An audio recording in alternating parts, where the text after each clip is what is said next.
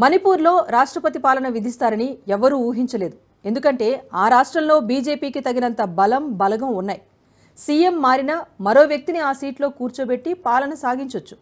కానీ అలా చేయకుండా కేంద్ర ప్రభుత్వం మాత్రం రాష్ట్రపతి పాలనకు ఎందుకు మొగ్గు చూపించింది అనేది ఇప్పుడు ప్రధాన పార్టీల్లో చర్చగా నడుస్తోంది. ఇదే నిర్ణయం 2023లో కూడా తీసుకుని ఉండొచ్చు కదా. ఇంత ఆలస్యం చేసినప్పుడు మరింత మెరుగైన నిర్ణయం తీసుకోవాలి కదా. అలా ఎందుకు జరగలేదు అన్నదే ఆసక్తి రేపుతున్న అంశం. మరోవైపు రాష్ట్రపతి పాలన విధించిన కొన్ని గంటల్లోనే అక్కడ విచ్చలవిడిగా తిరుగుతున్న మిలిటెంట్లను అరెస్ట్ చేసే పనిలో పడ్డాయి కేంద్ర ప్రభుత్వ బలగాలు. మరిప్పుడు మణిపూర్కు సంబంధించి కేంద్రం దగ్గర అసలు ఎలాంటి పరిష్కారాలున్నాయి?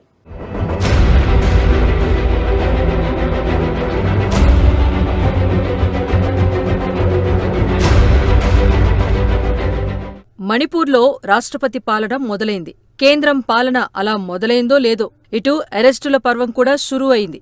మరి అరెస్టులు ఎక్కడికి దారితీస్తాయి? ఎంతమందిని అరెస్ట్ చేస్తారు? వేర్పాటువాద మిలిటెంట్లను సమూలంగా తొలగిస్తారా? ఈ అనుమానాలు అలా ఉండగానే మణిపూర్లో కొద్ది రోజులుగా కాపు కాస్తున్న కేంద్ర బలగాలు మాత్రం తాజాగా 5గురిని అరెస్ట్ చేసినట్లు వార్తలొస్తున్నాయి.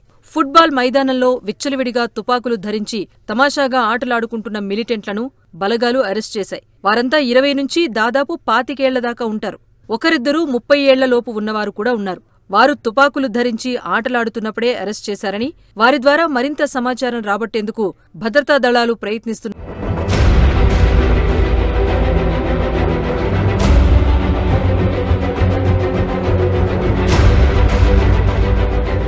ఇక మణిపూర్లో 2023లోనే అల్లర్లు మొదలయ్యాయి. వందలాది మంది కుకీల వైపు నుంచి, మైతీల వైపు నుంచి చనిపోయారు. జాతుల వైరం తారాస్థాయికి చేరుకుంది.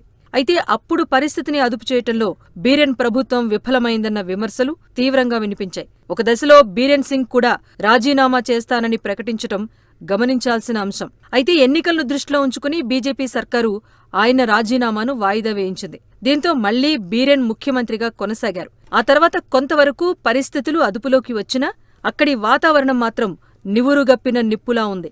ఇప్పటికీ ఉద్రిక్త పరిస్థితులే నెలకొన్నాయి. ఈ క్రమంలో అక్కడ ప్రభుత్వాన్ని మార్చి రాష్ట్రంలో శాంతి భద్రతలు నెలకొల్పేందుకు కేంద్రంలోని బీజేపీ పెద్దలు ప్రయత్నించారు. ఇందుకోసం సంబిత్ పాత్రను రాయబారం కోసం పంపించారు. ఆయన మణిపూర్లో 4 రోజుల పాటు పర్యటించినట్టు సమాచారం. కుకీస్ నుంచి, మైతీస్ నుంచి, అక్కడున్న బీజేపీ ఎమ్మెల్యేల నుంచి అభిప్రాయాలు తీసుకున్న సంబిత్ పాత్ర ఏకాభిప్రాయం తీసుకునేందుకు యత్నించారు. బీరెన్ను దింపే వరకు ఓకే, కానీ ఆయన తర్వాత మళ్లీ ఎవర్నీ సీఎం చేయాలన్న విషయంలో ఏకాభిప్రాయం కుదరకపోవడంతో రాష్ట్రపతి పాలన విధించక తప్పని పరిస్థితి నెలకొందని అంటున్నారు.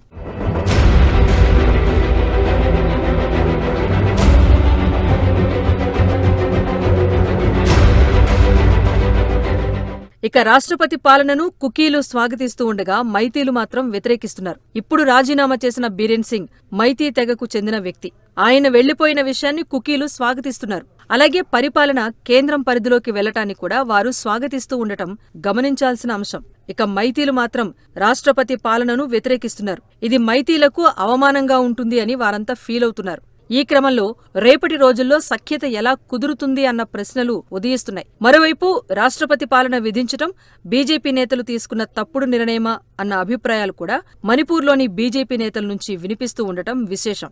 అయితే బీజేపీ నేతలు మాత్రం మణిపూర్కు మంచి రోజులు తీసుకురావటానికే రాష్ట్రపతి పాలన నిర్ణయం తీసుకున్నామని, పరిస్థితులు గాడిన పడిన తర్వాత మళ్లీ అక్కడ రాష్ట్ర ప్రభుత్వం ఏర్పాటవుతుందని సంబిత్ పాత్ర క్లారిటీ ఇచ్చారు. ఇది రాష్ట్రపతి తీసుకున్న నిర్ణయమని, మళ్లీ పరిస్థితులు చక్కబడిన తర్వాత రాష్ట్రపతి మళ్లీ నిర్ణయం తీసుకుంటారని చెప్పారు.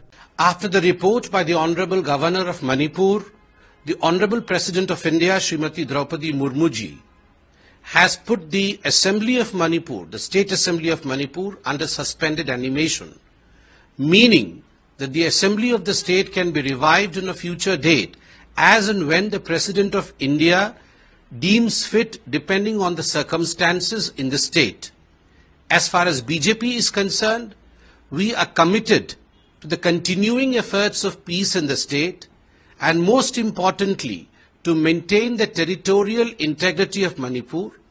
I repeat, there would be no compromise with the territorial integrity of Manipur.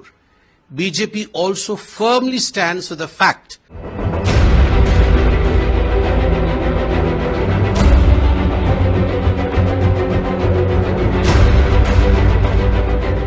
ఇక రాష్ట్రపతి పాలన మొదలైన వెంటనే కేంద్ర బలగాలు అరెస్టుల్లోకి వెళ్తూ ఉండటం సరికొత్త ఊహాగానాలకు తెరతీస్తోంది. ఇప్పటికే 2 వర్గాల దగ్గర ప్రమాదకరమైన ఆయుధాలు భారీ ఎత్తున ఉన్నాయి. ఇది గతంలోనూ కేంద్ర బలగాలకు సైతం సవాల్గానే మారింది. ఇక ఇప్పుడు పరిపాలన అంతా కేంద్రం చేతుల్లోకి వెళ్లటంతో మరింత ఫోకస్ పెంచి పూర్తిస్థాయి ప్రక్షాళన దిశగా ప్రయత్నాలు చేస్తారా, లేక కుకీలు మైతీల మధ్య సయోధ్య కుదిర్చే పనులు చేస్తారా అన్న చర్చ నడుస్తోంది. అసలు మైతీలకు రిజర్వేషన్లు ఇవ్వటం దగ్గరే ఇక్కడ జాతుల వైరం పెల్లుబికింది. మరి దానికి శాశ్వతంగా ఫుల్ స్టాప్ పెట్టాలి అంటే ఆ రిజర్వేషన్లను కేంద్రం ఎత్తివేస్తుందా? అదే కనుక జరిగితే అప్పుడు బీజేపీ ప్రతిష్టకు, ఇమేజ్కు భంగకరమనే అభిప్రాయాలు కూడా ఉన్నాయి. ఇప్పుడు కేంద్రం ముందు కుకీలు మైతీల మధ్య సయోధ్య సాధించటం ఒక సవాలైతే, మరోవైపు ఎక్కువ కాలం సాగదీయకుండా ఈ విషయాన్ని కొలిక్కి తీసుకురావటం మరో సవాల్. ఈ రెండింటిలో ఎందులో విఫలమైనా అది కేంద్రానికి డ్యామేజ్గానే పరిణమిస్తుంది అంటున్నారు రాజకీయ విశ్లేషకులు. మరి మణిపూర్ను ఎలా గాడిలో పెడతారో వేచి చూడాల్సిందే.